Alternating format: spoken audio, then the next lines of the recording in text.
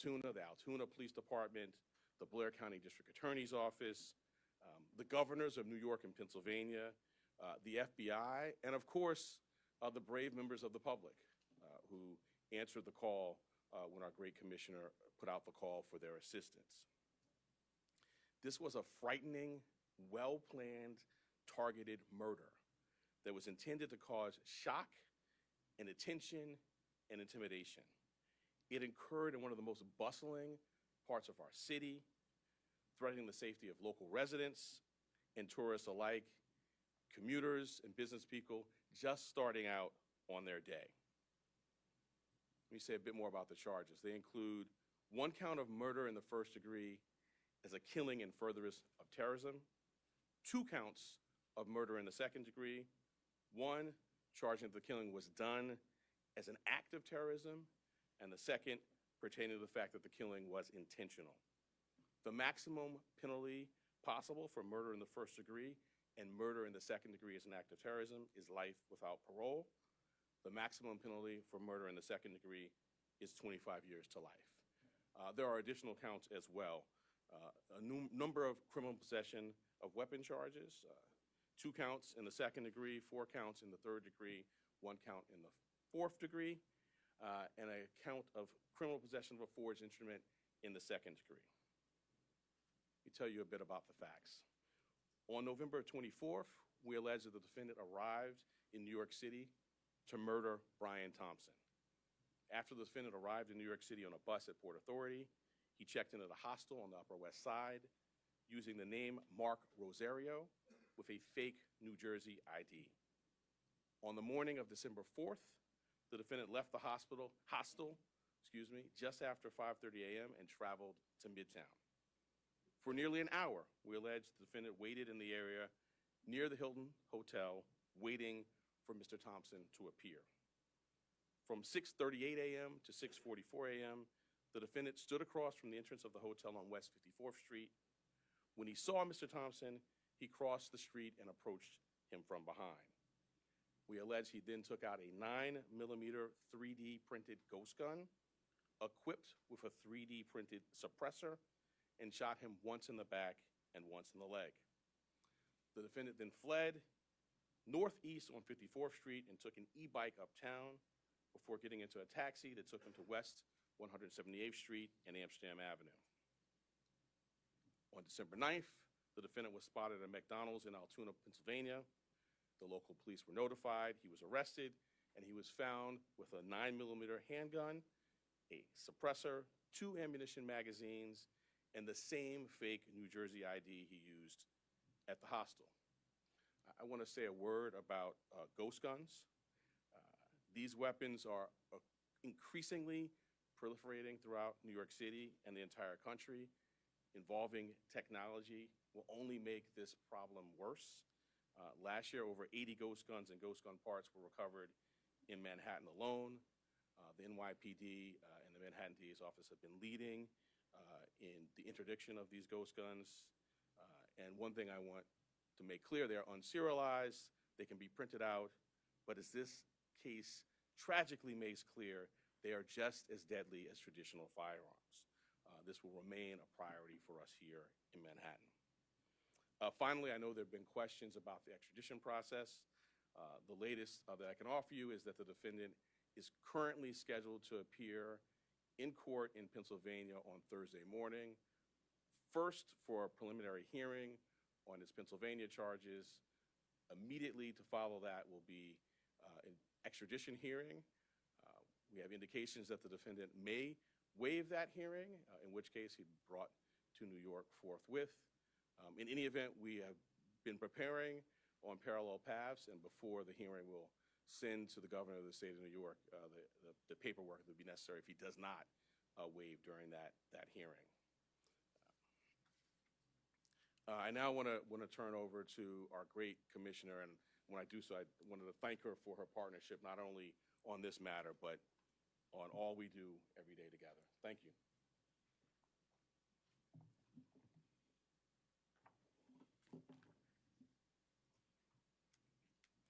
Good afternoon, everyone.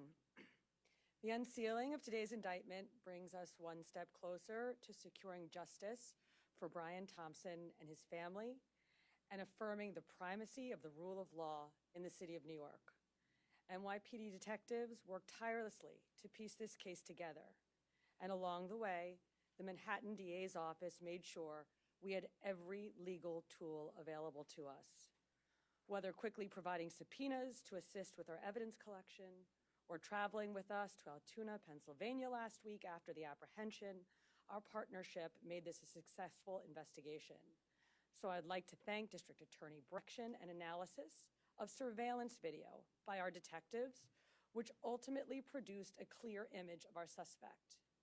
That image was shared far and wide through the media, and thanks to an observant McDonald's customer and the employee who alerted the police, Mr. Mangione was quickly brought into custody.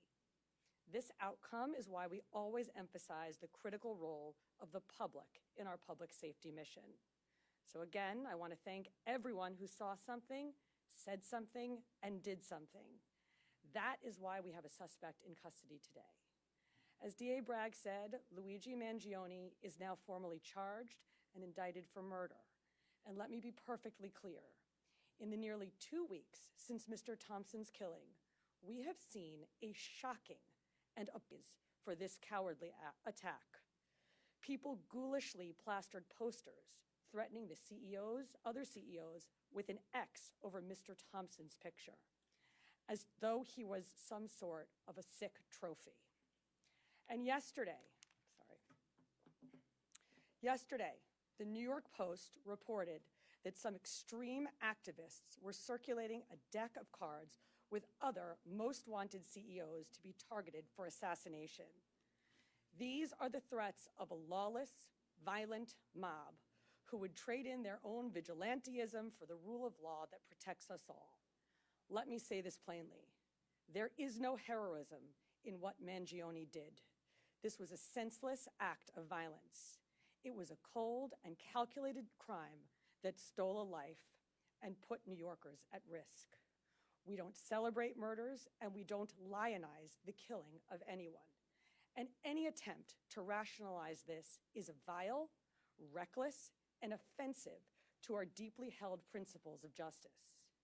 Now, as we await the extradition process in Pennsylvania to complete, we continue our public safety work here at home. That includes our focus on the growing threat of ghost guns, one of which was used in this attack. The NYPD remains committed to tracking down and removing these untraceable weapons from our streets. And we will do that work hand in hand with District Attorney Bragg here in Manhattan and in every other borough to ensure that those who possess, distribute, and use these weapons are held fully accountable. Finally, I want to again thank every member of the NYPD, uniform and civilian, working on this case, led, of course, by our great Chief Kenny, whether in Midtown North Squad, Homicide, Crime Scene Unit, Intelligence Bureau, and everywhere else. All of you contributed to today's indictment, and you've brought the Thompson family one step closer to justice in this case. Thank you.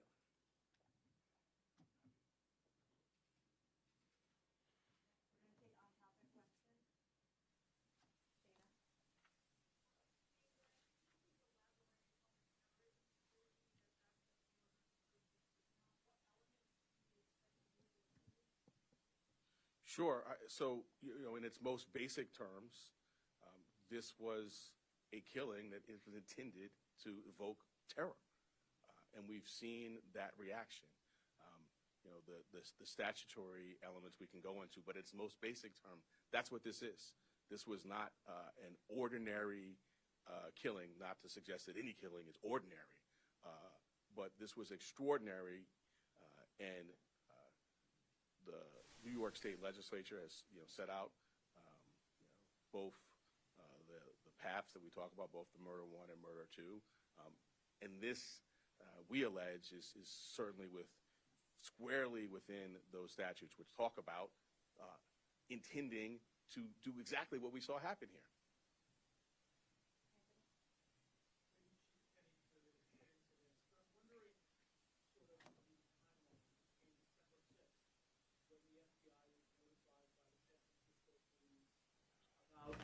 missing person that was called in from Luigi's mother from the time that they contacted you about this. Were you aware of this when he was arrested, or is this something that was still being processed at the time? And what did his mother say? So the original missing report took place back in November 18th in San Francisco. The sergeant that was involved in that case reached out to the San Francisco field office and said, hey, basically, I'm working on a missing case. I saw the photograph that was distributed by the NYPD. There bears a resemblance. That tip was forwarded to us close to 45 hours after the incident took place. It showed up to a TFO, which is a task force officer. We have NYPD officers embedded with the FBI. They received that tip. It was one of 4 tips that they had received that day, and they were vetting it. Part of that vetting process was that they reached out to Mangione's mother in San Francisco very late on the 7th. They had a conversation where she didn't indicate that it was her son in the photograph, but she said it might be something that she could see him doing. So that information was going to be passed along to the detectives the next morning, but fortunately we apprehended it before we could act on that. Adam? The commissioner has talked about how the defendant's been lionized and celebrated. I'm wondering how concerned you are about a potential jury knowing that someone on that jury would be someone who would lionize and celebrate him. Well, I want to echo the commissioner's words, concerns, which I think were put forth beautifully. And we see a lot in these jobs. I meet with the families of homicide victims, and I just can't wrap my head around the notion that someone is celebrating this. To your specific question, we're at the beginning of a litigation now with our charge.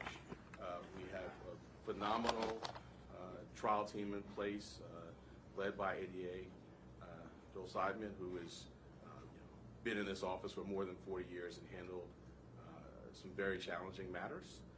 We have a wide-year process in place.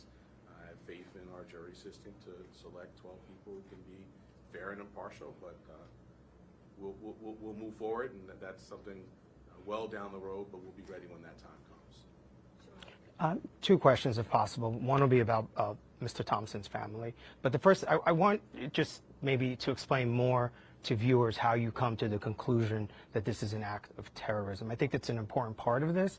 And so I'm hoping maybe you can explain that a little more and just sort of define maybe the statute here a little bit.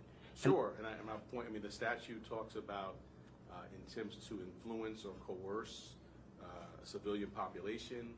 The statute talks about intending to influence a policy of government, and it talks about seeking to put forth things sort of similar to that by murder.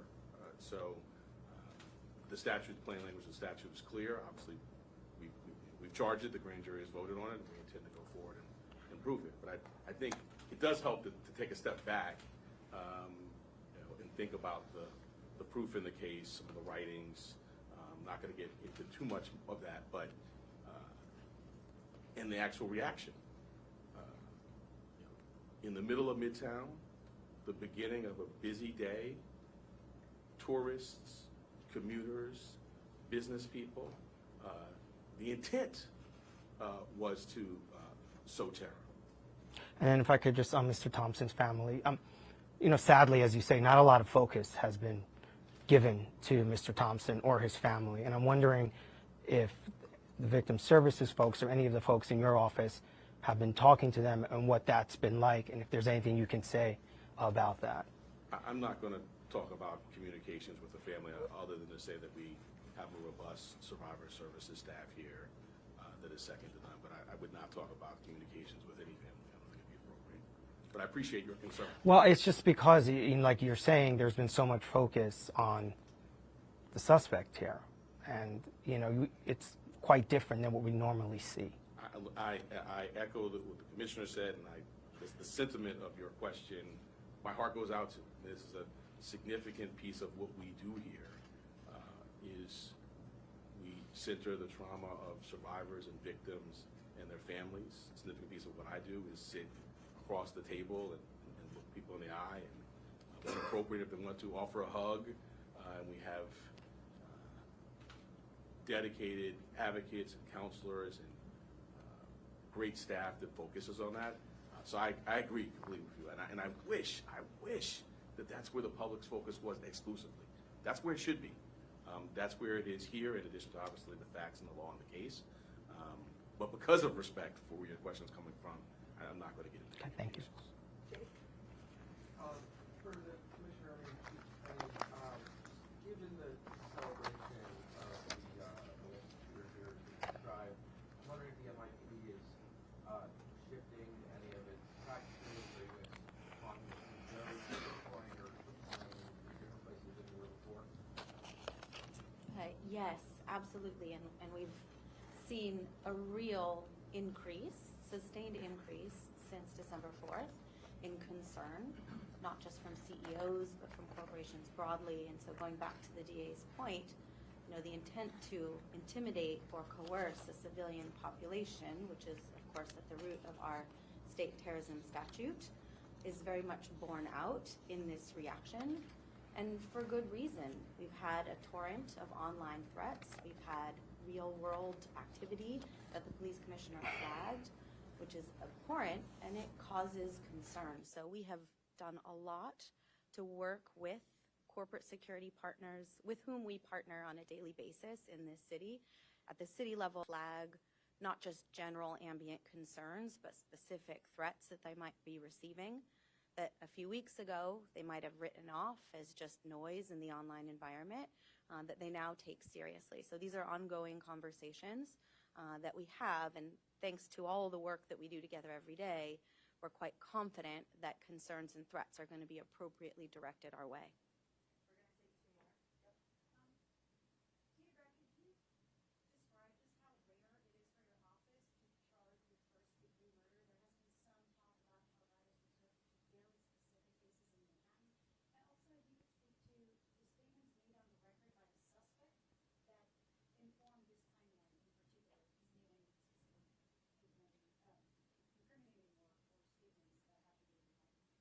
So I'll address the first piece.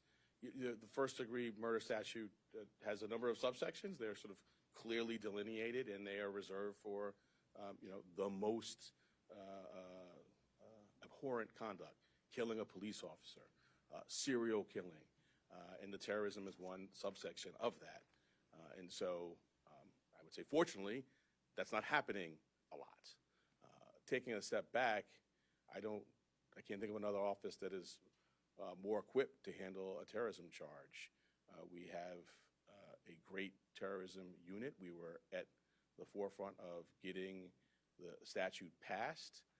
Within the last 2 years, we've tried 2 very significant terrorism cases, one involving an English-speaking operative based in Jamaica, and another involving someone who was here and funding overseas terrorism by cryptocurrency. So we have the expertise, and as I mentioned, the expertise on this team, and so we're prepared to go forward. Yeah, I'm not going to go beyond what's in the filing. All right, last question, Laura.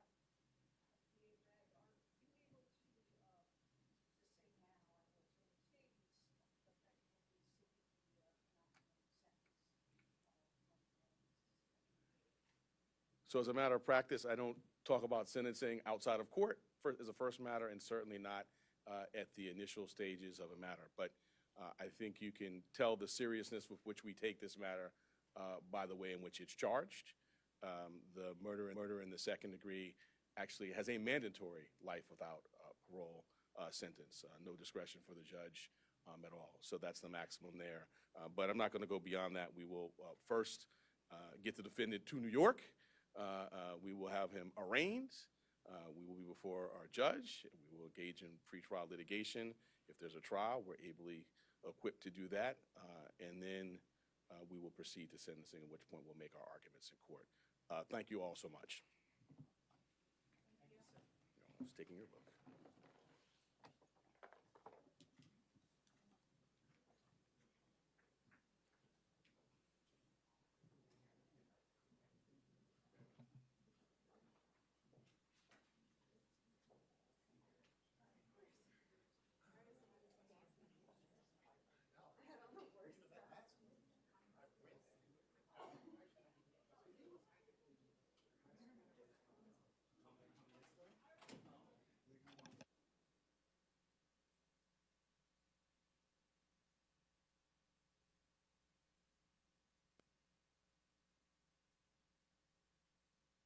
Mike, Lynn.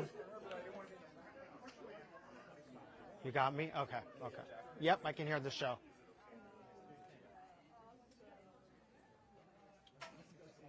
Okay.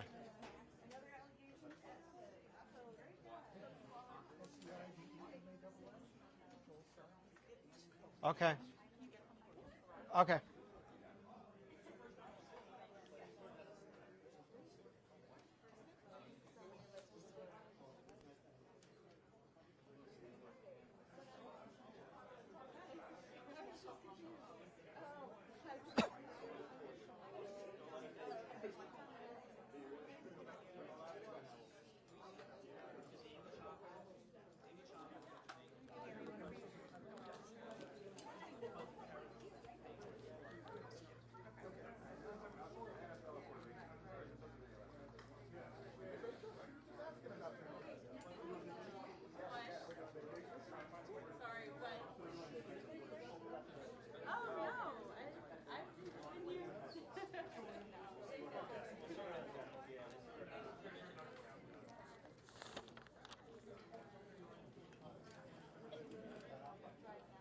Okay.